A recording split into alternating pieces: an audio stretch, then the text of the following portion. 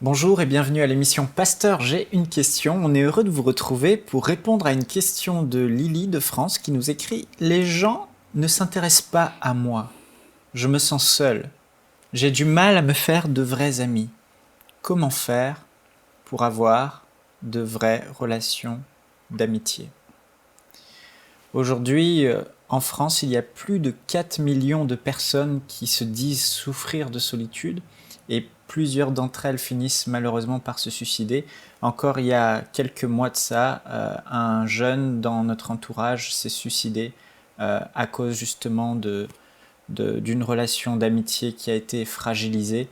Et c'est un vrai fléau. Et parfois, on regarde les gens autour de nous, et malgré le fait qu'il y ait les réseaux sociaux, Facebook, ces relations virtuelles où j'ai 1000 amis, on réalise que les gens semblent être entourés, mais en réalité, ils n'ont pas vraiment d'amis, d'amitié sincère, d'amitié honnête, des gens sur qui ils peuvent compter. Et pourtant, l'amitié tient une place importante dans la parole de Dieu. Dieu parle de l'amour fraternel, de cette importance d'avoir des amis. Et on a avec nous aujourd'hui notre sœur Annabelle. Bonjour Annabelle. Et qui va nous aider à répondre à cette question. Alors Annabelle, on est amis, enfin j'espère. Ça fait 10 ans qu'on se connaît, est-ce que je suis ton amie ? Oui, Mickaël, tu es mon ami. Alors dis-moi pourquoi, non mais sincèrement, dis-moi pourquoi notre relation ne m'apporte rien. Non. En tout cas, tu dois pas avoir beaucoup d'amis avec ce genre de réflexion. Nous étions amis. Trêve de plaisanterie. À part moi, combien d'amis as-tu ? Sur mon Facebook ou dans la vraie vie ? Non, dans la vraie vie, est-ce que tu as des amis ? Oui. T'en as combien ? J'en ai combien ? T'en as beaucoup ? J'ai quelques bons amis que j'ai rencontrés au fil des années. Et puis, ça fait plus de 10 ans qu'on se connaît. Et on a eu l'occasion, au cours des 10 ans, de ne pas être d'accord sur plusieurs sujets. On a eu l'occasion de passer par des moments plus difficiles, des moments plus faciles. On s'est vu dans des bons et dans des mauvais moments, mais on est toujours amis. Puis je crois que c'est un peu l'image d'une amitié, c'est que l'amitié, c'est pas toujours tout rose. Et justement, quand des gens disent « je n'ai pas d'amis, je n'arrive pas à me faire des vrais amis », quelquefois il peut y avoir une fausse notion de l'amitié, que c'est quelqu'un avec qui on va passer tout notre temps, on va être fusionnel, on va être toujours d'accord, on va dire les mêmes choses au même moment. Ça, c'est peut-être des amitiés plus enfantines, mais une amitié qui grandit dans le temps, une amitié qui est plus forte et plus mature, c'est une amitié qui sait aussi passer au travers des moments difficiles, des moments où on n'a plus envie d'être amis, des moments où on n'a plus envie de se parler, mais qu'il y a une relation forte qui est là. Et l'amitié, en fait, c'est une déclinaison de l'amour. C'est juste que c'est pas l'amour comme entre un mari et une femme, c'est l'amour de amitié qu'on peut avoir un homme avec un homme, une femme avec une femme. Et cet amour-là, elle doit avoir les mêmes caractéristiques que quand on lit 1 Corinthiens 13. Et on peut le lire peut-être vite fait. On connaît ce passage-là, mais on peut remplacer l'amour par l'amitié.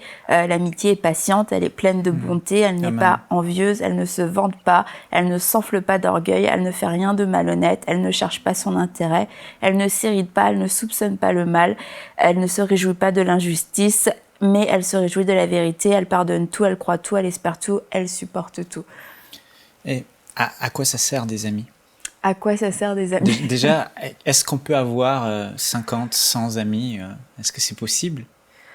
La Bible nous dit que celui qui a beaucoup d'amis les a pour son malheur.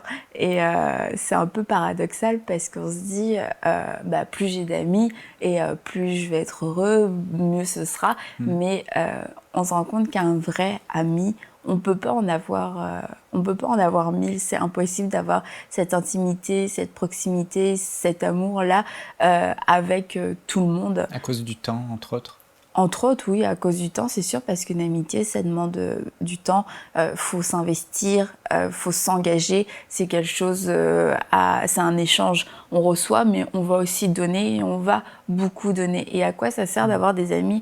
On peut lire dans l'Ecclésiaste, 2 valent mieux qu'un parce qu'ils retirent un bon salaire de leur travail. C'est pas parce qu'on se fait de l'argent avec ses amis. C'est pour ça que je suis ton ami. Car s'il tombe, l'un relève son compagnon, mais malheur à celui qui est seul et qui tombe sans avoir un second pour le relever. Et normalement, c'est ça. Quand j'ai dit on donne et on reçoit, c'est qu'un ami, à un moment donné, peut-être que notre ami va tomber et on va être là pour le relever. Mais peut-être qu'un jour, c'est nous aussi qui allons tomber et on aura besoin d'un ami, on aura besoin de quelqu'un pour nous relever et nous aider, mais peut-être aussi nous corriger, nous aider à nous ressaisir. Et puis, encore plus, c'est que aimez-vous les uns les autres comme je vous ai aimé. Il n'y a pas de plus grand amour que de donner sa vie pour ses amis. Et quelqu'un qui n'a pas d'amis n'a pas d'amour à donner, n'a pas cette joie que de donner sa vie pour un ami, pour quelqu'un qui lui est cher. Et qu'est-ce qu'il faut avoir comme qualité, comme valeur pour que une relation d'amitié fonctionne? Il y en a plusieurs. Il y a plusieurs. Et puis aussi, selon nos affinités, notre caractère, il y a des choses que moi, c'est vraiment important dans une amitié d'avoir ça. Bon, par exemple, moi, j'aime bien rire. Donc, c'est difficile pour moi d'avoir des amis qui rigolent pas parce que je trouve ça dommage. Et puis, comme bon, on va tout vous dire, mais on peut facilement rire l'un de l'autre, de nos défauts, de nos particularités. Et puis on sait que c'est pas méchant, on sait qu'on n'est pas en train de s'attaquer, de se faire du mal. Et donc moi je vais apprécier que t'aies de l'humour. Bon après c'est pas un point sine qua non dans l'amitié parce que la Bible nous parle pas de ça. Soyez drôles et vous aurez des amis. Mais selon notre caractère, il y a des choses qui sont plus importantes que d'autres. Il y en a d'autres, ce qui va être important pour eux, c'est d'avoir quelqu'un qui va être présent pour les écouter, pour qu'ils puissent leur parler, que ce soit quelqu'un à qui ils vont pouvoir se confier. Il y en a d'autres, ça va être quelqu'un qui va être là pour leur rendre des services. Là, on parle de ce que l'autre peut apporter parce que c'est important pour eux qu'un ami manifeste son amitié en rendant des services. Donc ça, c'est des manifestations de l'amitié, mais il y a des points qu'on doit retrouver chez un ami, peu importe nos affinités, peu importe nos caractères. Et un des points, ça va être la loyauté. Un ami, c'est quelqu'un qui va être loyal envers toi, qui va pas te critiquer dès que tu as le dos tourné et qui, dans le mauvais temps, va être là, va se tenir à tes côtés, que quand tout le monde va te tourner le dos, bah lui va te faire confiance jusqu'au bout. C'est le dernier qui va te faire confiance. Et puis la Bible nous dit plusieurs choses par rapport à ça. Proverbe 27:10, les blessures d'un ami prouvent sa fidélité, mais les baisers d'un ennemi sont trompeurs. Et encore, alors... celui-là qui est très connu, Proverbe 17:17, l'ami aime en tout temps et dans le malheur, il se montre un frère. Et je rajouterais, et dans le bonheur, il se montre un frère aussi. Parce qu'on parle souvent, on est là dans les mauvais moments, mais on est là aussi dans les bons moments. Et un bon ami, c'est quelqu'un qui va savoir se réjouir et qui va pas envier ou jalouser la réussite de l'autre. C'est vraiment une relation qui est désintéressée, où on cherche tout le temps à élever l'autre et à pousser l'autre à avoir le meilleur. C'est une relation d'amour finalement. Oui, voilà. Ce que dit la Bible, ce que tu as lu dans 1 Corinthiens au chapitre 13. Tu as lu un passage dans Proverbe chapitre 27 verset 6. Tu as dit « Un ami qui vous blesse prouve par là sa fidélité ». Bon, là je lis dans la version Semeur. Mais un ennemi multiplie les embrassades. Alors pour revenir au cœur de la question de Lily, est-ce que certaines personnes n'ont pas de relation d'amitié avec des personnes parce qu'ils ont peut-être entamé une relation, débuté une relation, et finalement l'autre personne l'a blessé et ils se sont écartés, isolés, mis dans leur coquille pour se protéger.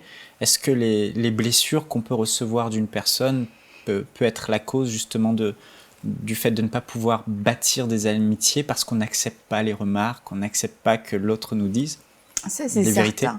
Quand on n'a pas d'amis, et qu'on se rend compte qu'on est toujours tout seul, mais que pourtant il y a des gens qui sont entrés dans notre vie et qui sont repartis et que c'est toujours le même schéma, faut se poser la question, est-ce que moi j'ai pas quelque chose que je porte qui fait que soit je repousse les gens volontairement, je les mets à l'écart de ma vie, ou alors est-ce que les gens ne sont pas repoussés par moi parce qu'il y a quelque chose en moi qui est désagréable. C'est le principe de Bob. Si Bob a un problème avec tout le monde, c'est que le problème c'est Bob.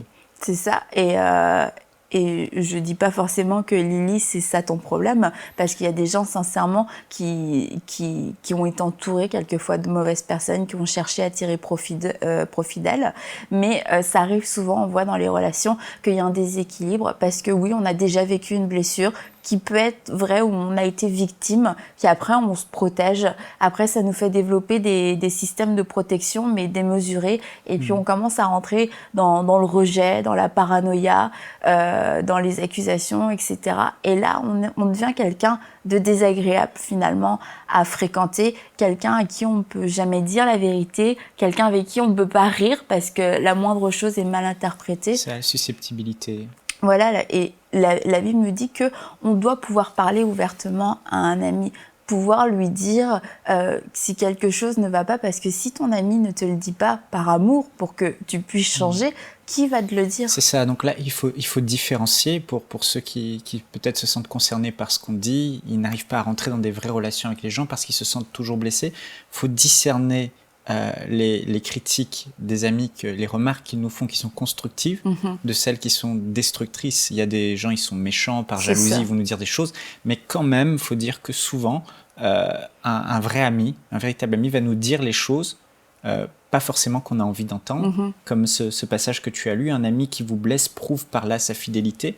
Et en parlant de ton ami, de ton mari, pardon, Jérémy, pasteur Jérémy, qui est mon ami aussi, qui est ton ami, qui est un très bon ami à moi, il nous est arrivé à plusieurs reprises dans notre relation de nous frotter, et ça n'a pas toujours été facile, mais quand il voyait des choses qui n'allaient pas chez moi, il me le disait ouvertement, et moi aussi je lui disais ouvertement.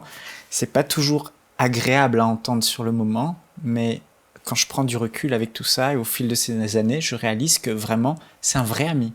Parce que quand il me voit partir dans une direction, il me corrige. Il y a des personnes, elles chantent mal, mais vraiment, elles chantent mal.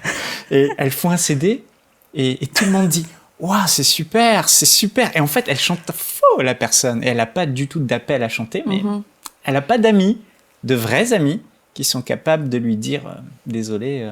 Mais là aussi, Annabelle, je pense qu'il faut que les personnes... un ami accepte les reproches.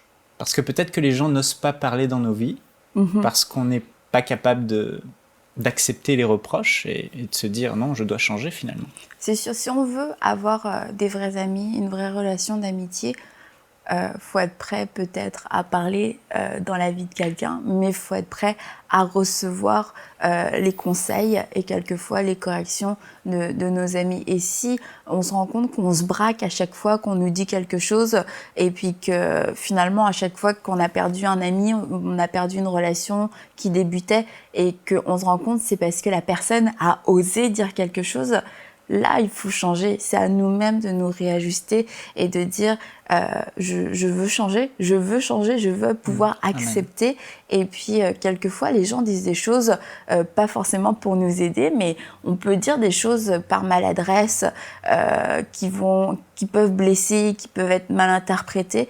Et puis si à chaque fois qu'une personne a une parole maladroite, on se sent complètement attaqué, c'est sûr que là, on va perdre tous nos amis parce que personne n'est parfait. C'est un vrai problème. Personne n'est parfait et on va être constamment déçu par les gens. Les gens, nous sommes décevants. Je suis décevante et des gens m'ont déçue. Et c'est malgré moi, j'aurais beau faire tous les efforts du monde, je vais encore décevoir des gens pour un appel manqué, une parole de trop. Mais si les gens veulent des amis, eh ben, il faut aussi accepter les défauts de notre ami et pouvoir accepter de... Pouvoir être libre quelque part dans la relation. La notion de liberté, elle est importante pour toi dans tes relations d'amitié?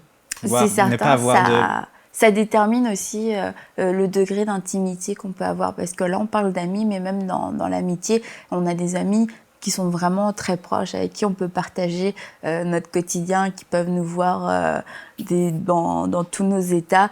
Ces gens-là, on sait qu'ils nous jugent pas. On sait déjà que leur amour est acquis, que leur amour a été prouvé et que bon, il faut pas non plus se laisser aller parce que lui c'est mon ami, je peux lui parler n'importe comment, c'est pas ça. Mais que quelquefois on peut avoir une faiblesse, mais on sait que cet ami-là va pas nous tourner le dos. Il y a des gens, c'est nos amis, mais on est quand même un peu moins proches.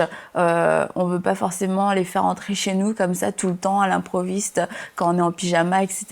Et puis il y a encore des amis. Enfin bref, il y a plusieurs degrés d'intimité. Il y a plusieurs cercles d'amitié. On voit comme Jésus, quand les moments importants sur le mont de la transfiguration, il a pris dans le jardin de Gethsémane, il prenait Pierre, Jacques et Jean avec lui et il laissait les autres disciples de côté. Pourtant, il avait déjà choisi ses 12 qu'il avait sortis de toute une foule.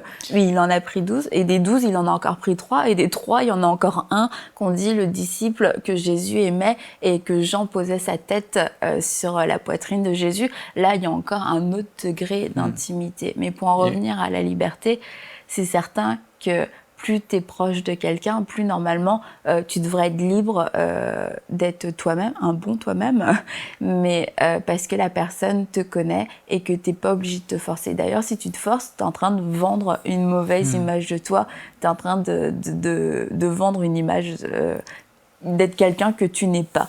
Et ça, c'est pas une relation authentique. Si des personnes qui nous écoutent peuvent penser, ou comme Lily dit, les gens ne s'intéressent pas à moi, voilà, j'ai essayé d'approcher des gens, mais ils ne sont pas intéressés par moi.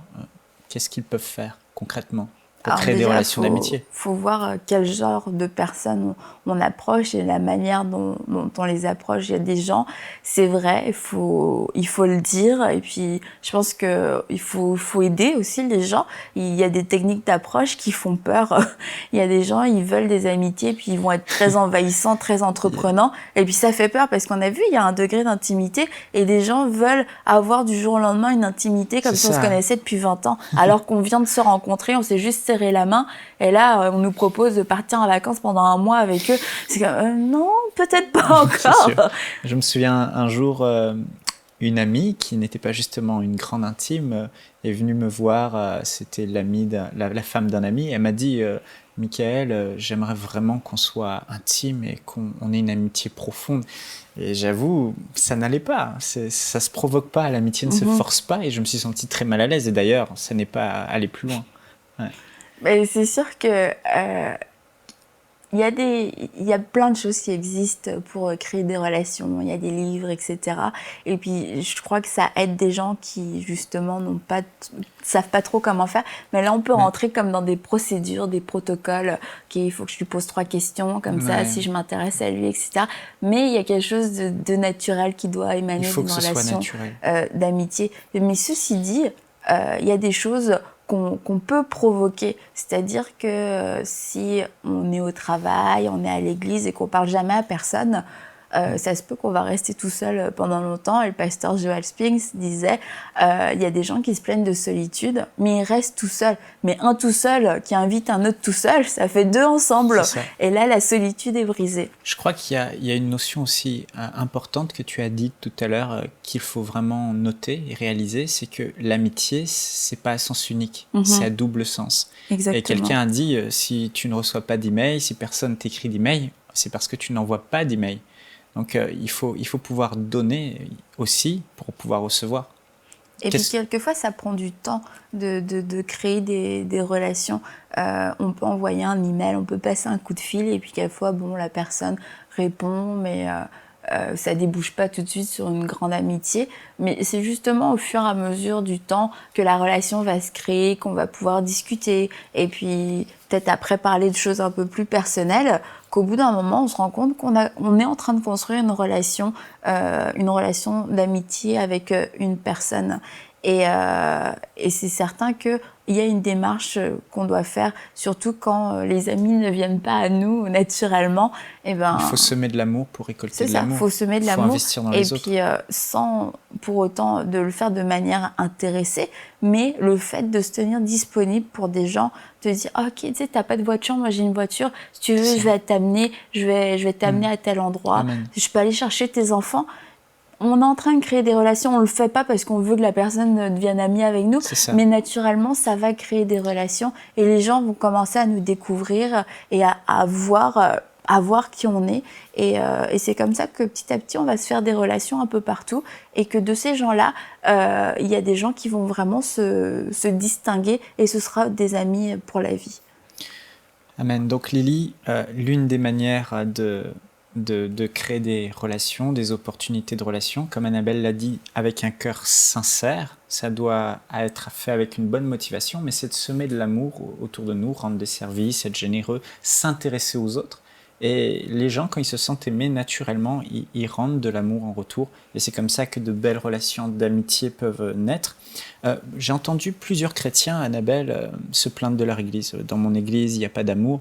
Il y a même quelqu'un qui m'a dit un jour, moi je suis moins déçu des incroyants que des chrétiens, parce qu'à mon église, il n'y a pas d'amour, les gens arrivent, ils partent, et du coup, elle s'est liée d'amitié avec des personnes qui n'ont pas forcément les mêmes valeurs qu'elle. Qu'est-ce que, pour les chrétiens qui n'arrivent pas à lier d'amitié avec des personnes dans leur église locale, quels conseils tu pourrais donner pour justement bâtir des relations d'amitié dans l'église en fait?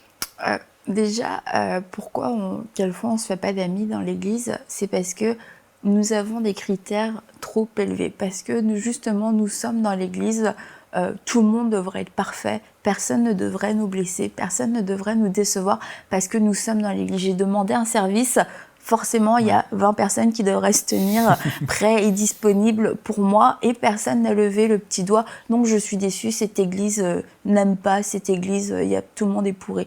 Là c'est parce que nous-mêmes nous avons des critères complètement démesurés, et aussi quelquefois, bon c'est normal que quand on est jeune on veuille être avec des plus jeunes, que des familles aiment être avec des familles, et que les gens se regroupent un peu par centre d'intérêt et par ressemblance. Mais ce qui est beau aussi dans l'église, c'est qu'on peut créer des amitiés en dehors de tous ces moules, en dehors de tous ces standards naturels. C'est qu'on peut avoir 20 ans et on peut se lier d'amitié avec quelqu'un de 40 ans.